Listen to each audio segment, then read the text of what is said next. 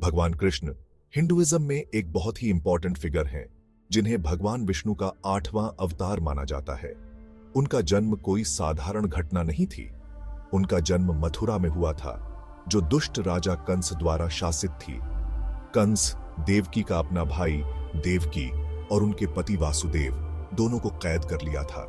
एक भविष्यवाणी में बताया गया था कि देवकी की 8वीं संतान कंस का अंत करेगी। कृष्ण के जन्म के समय जेल की कोठरी एक दिव्य प्रकाश से भर गई थी। वासुदेव दिव्य हस्तक्षेप द्वारा निर्देशित नवजात कृष्ण को बाढ़ वाली यमुना नदी के पार गोकुल ले गए।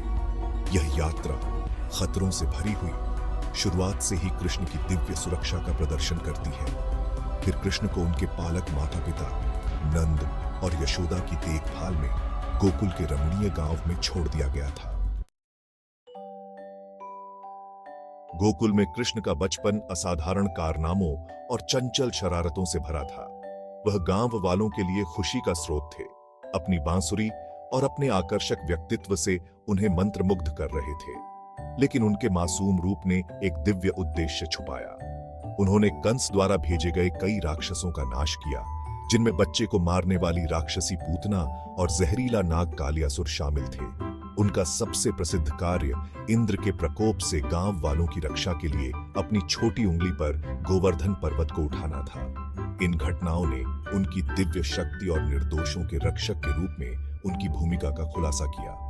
रासलीला के दौरान गोपियों दूध वालों के साथ उनकी चंचल बातचीत परमात्मा के साथ मिलन के लिए आत्मा की तड़प का प्रतीक है। जैसे जैसे कृष्ण बड़े होते गए, कंस के विनाश की भविष्यवाणी निकट आती गई। कृष्ण और उनके भाई बलराम गोकुल के परिचित चरागाहों को छोड़कर मथुरा चले गए। उन्होंने अपनी असली पहचान छुपाते हुए ग्वालों के वेश में शहर में प्रवेश किया। कंस ने भविष्यवाणी के डर से कुश्ती का आयोजन किया, इस उम्मीद में कि वह कृष्ण को मार सके। हालांकि कृष्ण की दिव्य शक्ति का कोई मुकाबला नहीं था। उसने कंस को हराया, मथुरा को अत्याचारी के क्रूर शासन से मुक्त कराया। उसने कंस के पिता उग्रसेन को वैध राजा के रूप में बहाल किया, मथुरा में न्याय और धार्मिकता की स्थापना की। Section 4 the kingdom of dharma, Dwarka and the Pandavas. Kansa की मृत्यु के बाद कृष्ण के जीवन ने एक नया मोड़ लिया। वह एक बुद्धिमान राजनेता और एक कुशल रणनीतिकार बन गए।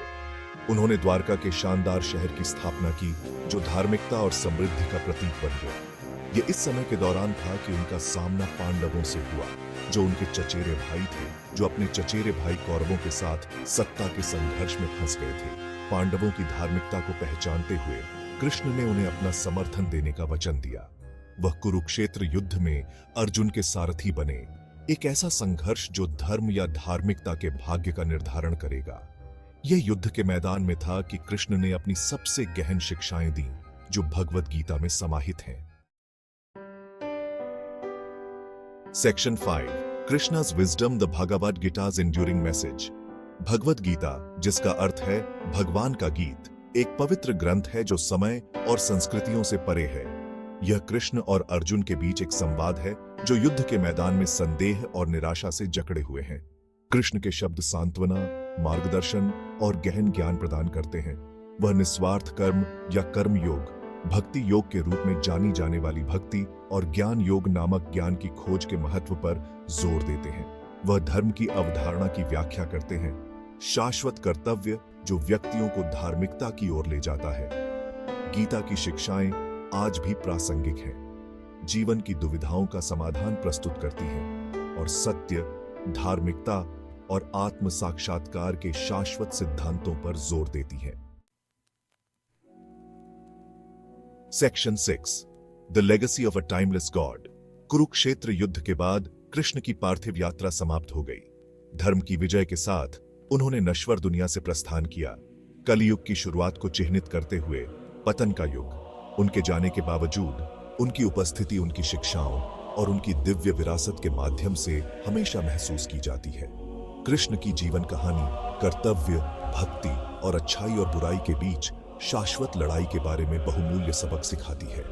उनकी शिक्षाएं विशेष रूप से भगवद गीता में दुनिया भर में लाखों लोगों को प्रेरित करती रहती है। वह केवल पूजे जाने वाले देवता नहीं है, बल्कि एक मार्गदर्शक, एक मित्र और सार्थक जीवन की तलाश करने वालों के लिए गहन ज्ञान का स्रोत है। उनकी विरासत बनी हुई है जो हमें धार्मिकता की शक्ति, निस्वार्थ कर्म के महत्व और आत्मा की शाश्वत प्रकृति की याद दिलाती है।